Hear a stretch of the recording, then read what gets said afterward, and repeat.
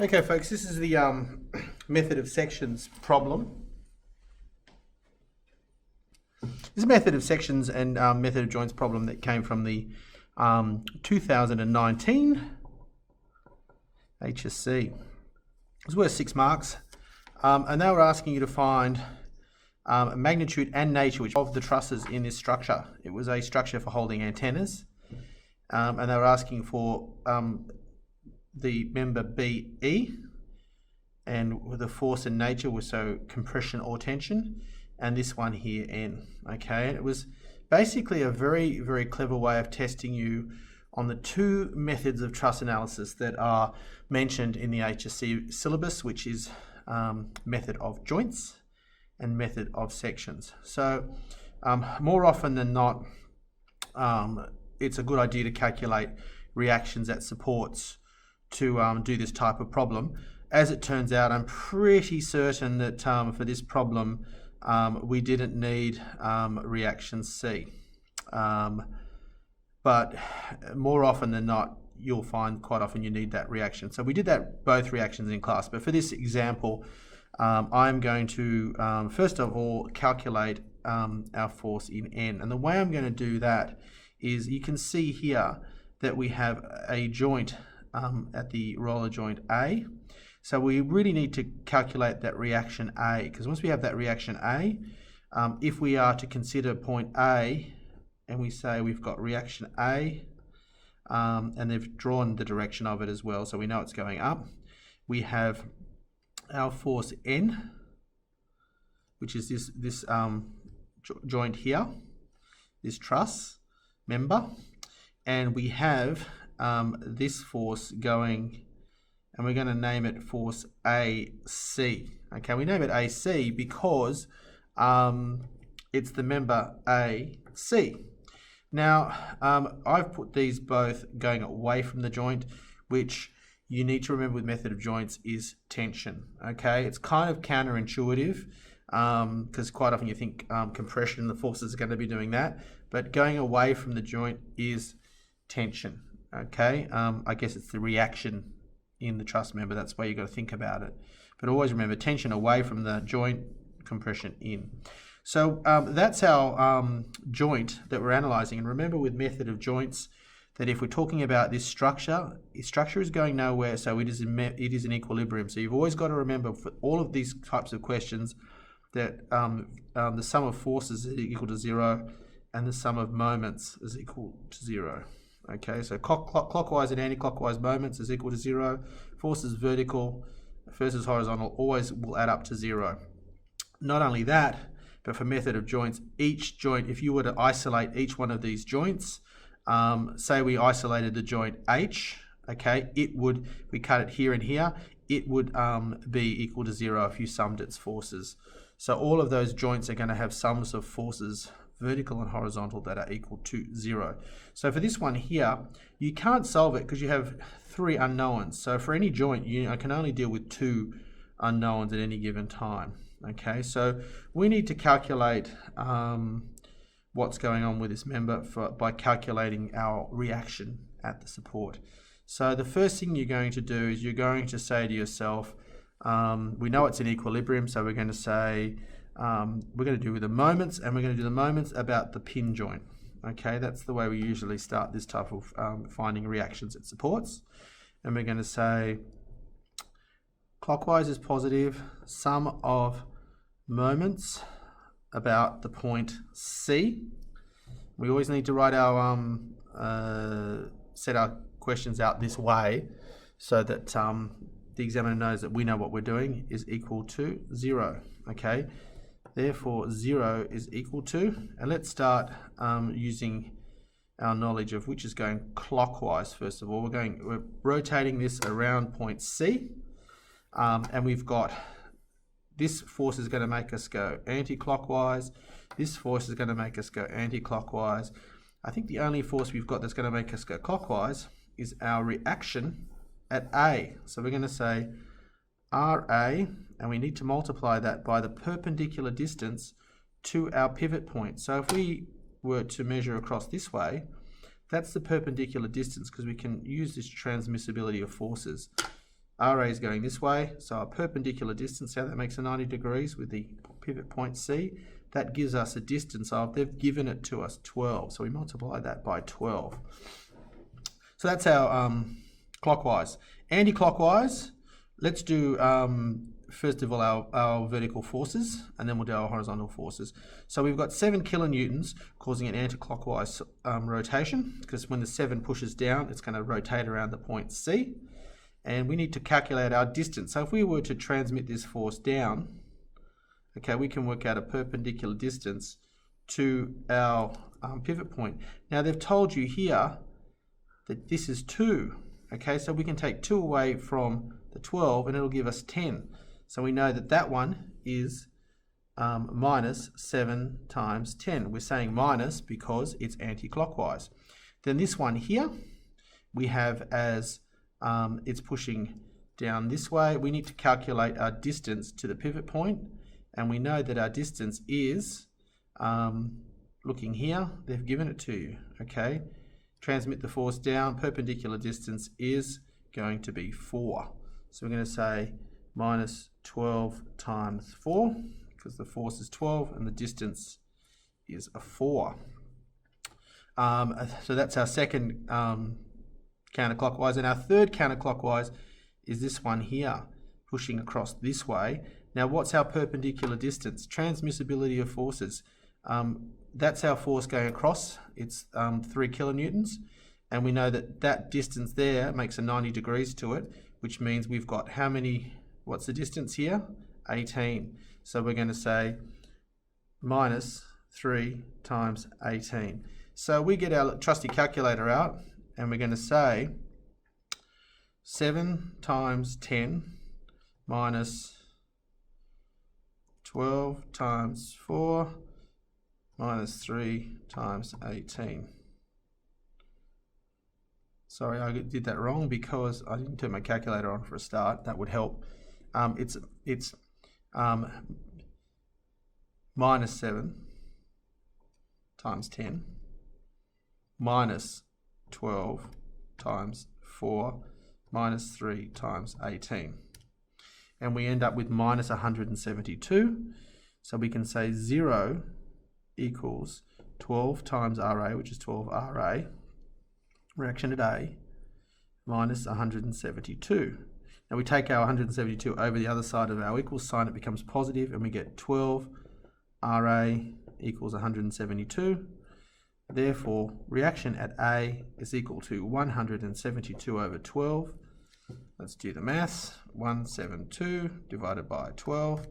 We end up with 14.3 kilonewtons. It's a repeater going up. So we've calculated our reaction at our support. So now they've asked us to find the force and nature of the force and the actual value of the force N in our member AB. Okay, so we now need to tell the examiner how we're going to do that, and we're going to say method of joints. And we know that for method of joints, some of our forces vertical is equal to 0, some of our forces horizontal is equal to 0. So we're going to draw our little diagram. Now, that's our point A. We know RA. Now, normally you assume our forces are in tension, which would be going away from point A, but we know RA is up because we've said it's positive and it's going up, okay? We've already worked that out, so we don't need to make an assumption. It would be a wrong assumption anyway. So we're going to say 14.3 kilonewtons up, okay? Because we've already established that reaction at A, and that's our reaction A, okay? Then we need to work out our force up, and we've isolated our point A here. So we know that that is force AB. We're going to call it force N because that's the one we're trying to work out, okay? And then we have another member going this way, which is this one here, okay? And we're going to call that force, and we'll give it the name force AC because it's the member A to C and it hasn't got a letter on it. You could give it a letter if you wanted, but I prefer this way of doing it. So there you go. We now need to say how are we going to work this out? Well, we need to go, we'll do our sum of forces vertical first. So we're going to go, we know that for any method of joint or any joint in a system that's in equilibrium, the joint will be in equilibrium. So we can go up is positive, sigma forces of vertical is equal to 0, okay? Therefore, we know that we can say here, forces vertical, let's work out our forces vertical. Now, we're going to need to know, if we're going to break up FAC into its components, we need to know this angle here, okay? Let's call it theta. We don't know what it is yet. So we need to calculate that angle, which is, if we would do it on this diagram here, it would be this angle here, okay? What is it? We need to calculate that and they've said this whole thing is not in scale. So we need to work this out, okay? That's 90 degrees. And we can extrapolate that out and this out. So this is a triangle here, okay? We know that that's 6, we know that's 12, okay? So we can go opposite on adjacent, which is tan. So we can go tan theta is equal to 6 on 12, which is equal to 0.5. So we've got 26.6 degrees there. So we can now calculate the vertical component of this. So let's do all our forces vertical. We know we've got 0 equals 14.3, because that's the reaction going up, okay, plus, we've assumed that's in tension, F going up is Fn, which is the one we're trying to work out. And then we've got this, which is going up in this direction. So its vertical component is going to be positive. So we're going to go plus, and we go sine 26.6 degrees FAC. Okay, we've got two unknowns in this statement, so that's not going to help us much. Okay, so we need to now use our other thing that we know, which is a sum of forces horizontal is equal to 0. And we need to say, well, therefore 0 equals cos 26.6 times FAC. Now, you might notice here that we've got 0 equals this. So this whole statement is equal to 0, okay? Now, we know that cos 26.6 is not equal to 0. So therefore, FAC must be equal to 0, okay? So this is, we're talking about FAC, the horizontal, okay? So if we know, sorry, FAC, not horizontal, what am I talking about? FAC, the total of FAC is equal to 0. So therefore we know FAC as a force is equal to 0, okay? So if we take FAC and put our 0 in here, this whole part of the statement disappears, and we end up being able to solve this because we've only got one variable we don't know, okay? So we end up with force N, which is the one we're trying to work out, this one here, okay, is equal to, we take our 14.3 over the other side of the equal sign, it becomes negative 14.3 kilonewtons, okay? So with this method of joints, remember, if our answer comes out as a negative, what does that tell us? That it is compression. So therefore you'd say for N, okay, the force is 14.3 kilonewtons, and the nature of the force is C for compression, okay? Done. So that's the first part of this question solved. So I'm assuming that that's maybe half your marks, 3 marks. Now we need to do our method of sections to solve for M. Okay, now I really stuffed this up when I was trying to do this in class and the first few times I did it, because I learned something very interesting about this type of question. Okay, and that is, I always have this habit of saying I'm going to cut it through here. Okay, and I said I cut through here and I don't need to worry about this member because it's equal to 0, so it's not really there. Now, you may be able to get to a solution doing it that way, but it leaves you this force here, this member here, which we don't know, okay? Now, how many members can we cut through in a two-dimensional diagram like this when we're dealing with sections? We can cut through at a maximum of 3, okay? So instead of cutting at an angle, like I'm very much in the habit of doing, why don't we just cut straight through here, okay? We've cut through the one we don't know. That's going to make our life a lot easier, okay? So you're going to tell the examiner you understand method of sections, okay? So you're going to say method of sections, and you're going to say we know that sum of forces is equal to 0 and sum of moments is also equal to 0. Okay, so you're telling them, you know what your method of sections is, and you know that it's in equilibrium. Okay, just like our method of joints problem. So you need to do a free body diagram. So write FBD. Okay, you've shown them that you know what an FBD is, and you're going to go H. And remember, Mr. Monk, because you're asking me about this, what about this force in here? And what about this one in here? You don't need to worry about anything inside. You're only worried about forces acting on the segment like it's a floating island. Okay, so we've cut it through there. So then you've got to say to yourself, we have this coming down like this, and this coming down like this. And we've got at the point FG, you don't need to worry about those forces there. You've got our 12 kilonewtons. We have our pivot, well, it's going to be our pivot point H, and I'll tell you why in a moment. You've got 3 kilonewtons acting across in this diagram here. You have, coming down to point D, 7 kilonewtons acting straight down, which is that one there. Then we come across to E. This is force EC, which we don't know. Then we have our force M, which is the one we're trying to find.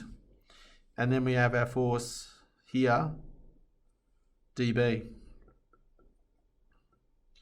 Now, I remember when we were doing this type of problem, I was discussing with you the fact that quite often it's handy to pick the point with the most forces coming out of it, because as a pivot point, because you get rid of forces you don't know. And that's a very good strategy to take, unless of course it's the point or the pivot point with the force that you do want to know. Okay, we want to find this one here, so we can't use that as a pivot. Okay, you could pick other pivots.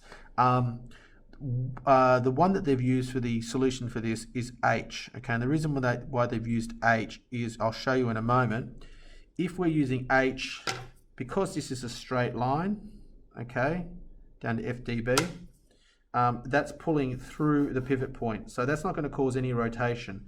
So we don't need to deal with FDB. Okay, so that force is not a problem for us. It's off the equation. We don't need it. This one, we're pulling on the pivot point. Okay, if I'm pulling on the pivot point, am I going to cause rotation? No. Am I going to cause rotation? No. This 7 will cause rotation. Okay, see how it's pushing? This 12 will cause rotation. Okay, and FM is going to cause rotation. This one, like I said, it's going through the pivot point, so it's going to cause no rotation. We get rid of it. And of course, our 3 kilonewtons is acting straight through the pivot point. It can't cause rotation. So we've gotten rid of all of these that we don't need to consider. Okay, so now we need to go, okay, we need to take our sum of moments. We're going to, clockwise is positive, sum of moments around point H. Okay, that's our pivot point. Sum of moments around H is equal to 0. And then we're going to do our equation. Okay, see if we can come to an answer. We hope. So we need to say, let's do clockwise first. We have 12 kilonewtons acting, and we need to find its distance, okay, from this point here. Okay, now we know that if from here to here is 12, and we know that this triangle is isosceles because these two base angles 40 plus 31, 40.6 plus 31 equals that. Okay, so they're both, even though this isn't drawn to scale, we know that if we drop a line straight down here, that's the midpoint, okay? And we know that that's 12. So we can straight away say that we know that if we've got from here to here is 4, and we're trying to work out our distance to here, that's 6, that's 2 meters, okay? So we can say that our 12 is going to cause a rotation that's clockwise. So we're going to say 0 equals 12 times distance to h is perpendicular distance to h, okay, is 2 meters. So we're going to say times 2. And then we're going to do our counterclockwise. So we're going to say minus. Let's find our next force. We don't need to use that one because that's off the list. We need to use our 7. So we need to work out our distance of 7 from h, okay? If it was this one, it would be 6, okay? But it's not 6. We've come across. How far have we come across? 2. So we've got a distance of 4 to h, okay? From there to there is 4. So you have to do a little bit of geometry in this type of question. So we're going to say that our anti-clockwise, because it's making us spin this way, which is anti-clockwise, when we push down here, h is going to spin this way, okay? We get 7 times 4. Minus 7 times 4. So that's that one there. And then what other forces do we have? We don't need to do that one. We only need to do this one. And it's going to be rotating us clockwise again. So we're going to say plus Fm times, we need a perpendicular distance, okay? Because this force is not acting perpendicular. And we can't use any of these distances here. So we're going to need to work out, let's call that perpendicular distance d. So what I can do with Fm is I can use my idea of transmissibility of forces, and I can transmit that force Fm in a straight line in any direction, left or right of the direction.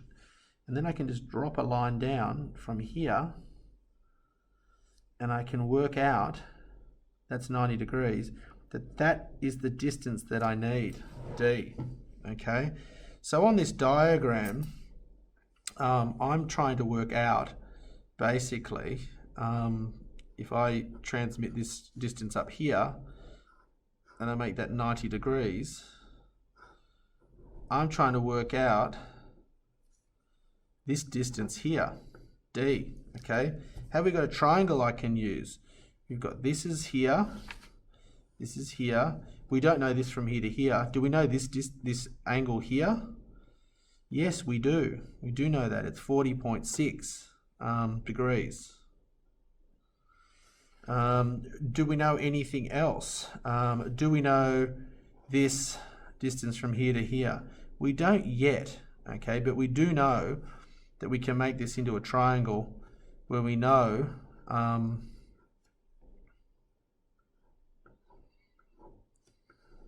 so we're going to use a bit of geometry. We can calculate, once we know this angle here, okay, we'll have a side and an angle, we'll be able to work out what d is. So if we're using this triangle here to calculate that distance, what I can say is I know that this, from here to here, they've given us this distance. So that's going to be 18 meters, okay, because that's 6 meters, okay? So 18 meters this way. How far from here to here? Do we know? Yes, it's 6 meters, okay? How are we going to calculate the hypotenuse? Good old Pythagoras' theorem. So we're going to turn around and we're going to say that this side, I'm going to call it h, is equal to the square root of 6 squared plus 18 squared. Okay, so turn on our calculator. We're going to go square root of 6 squared, which is 36, plus 18 squared equals, we end up with 18 point, let's go 97, let's go to 2 decimal places, meters. So now I've got this side here, 18.97. I'm going to say to myself, D, opposite on hypotenuse is sine. So I'm going to say sine of 40.6 degrees is equal to D over 18.97.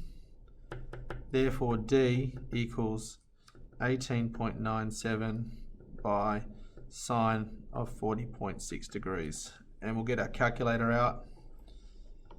And we're going to say sine 40.6 equals times 18.97 equals, I got D equals 12.34.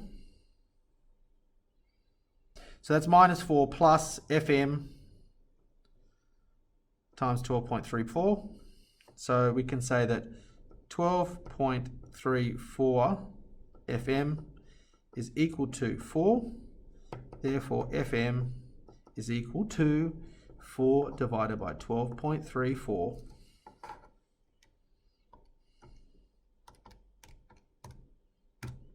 And that is equal to 0.324, which we know is in kilonewtons, and it's positive, so we know that our answer is equal to force in M is equal to 324 newtons, because if you multiply that by 1,000 it turns into newtons, and we know that because it's positive it is in tension. That is your answer, and that was how you get to your answer. Complex problem. Thing to remember, like I said, is where to cut for method of sections, and making sure that you don't get in the habit of, like I was, of cutting at an angle. You don't always cut at an angle. You might cut at an angle, but you basically want to get yourself to a situation where you get rid of as many forces you don't know as possible. That is the answer, and it's correct. So my suggestion to you is really play with this question. Do it again if you have to. Make sure that positive rotations are positive moments. If a force is making it go negative, it's a negative total. And make sure you think about the physical rotation, what the force will do. All of those things are going to improve your understanding of this type of question. I hope that helps. If you have any questions, email me please. And hopefully the method of sections and method of joints question you get in the 2020 paper is a lot easier than that one. Bye.